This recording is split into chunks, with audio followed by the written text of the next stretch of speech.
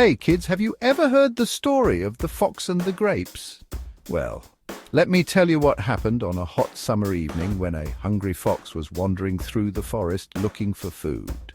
His stomach was growling, and his throat was dry as a bone. Suddenly he stumbled upon a vineyard filled with plump, juicy grapes hanging high on a branch. Ah, finally, a real treat, the fox thought, licking his lips. The grapes sparkled in the sunlight, and their dark purple color promised sweetness.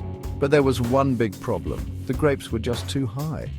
Determined to taste those delicious grapes, the fox took a few steps back, sprinted forward, and jumped into the air. But whoosh! He missed. Let's try a little harder, he said to himself. He tried again, running even faster and jumping even higher. But still the grapes were just out of reach. Breathing heavily, the fox noticed a nearby rock. Aha! I can jump off the rock! He climbed onto the rock, steadied himself, and jumped with all his might. But his feet only touched the air, and the grapes remained out of reach. Frustrated, he tried climbing the tree, but the bark was too slippery.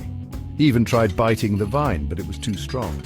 After several unsuccessful attempts, the fox fell to the ground, totally exhausted. At first he felt disappointed and his stomach ached with hunger, but soon his disappointment turned into anger. "Why am I wasting my time on these grapes?" he muttered. "They must taste terrible anyway."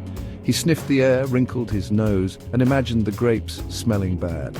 "Yes, they must be sour. I didn't want them in the first place," he said loudly. Taking one last look at the grapes, he turned away and walked off, head held high as if he'd made the choice on his own.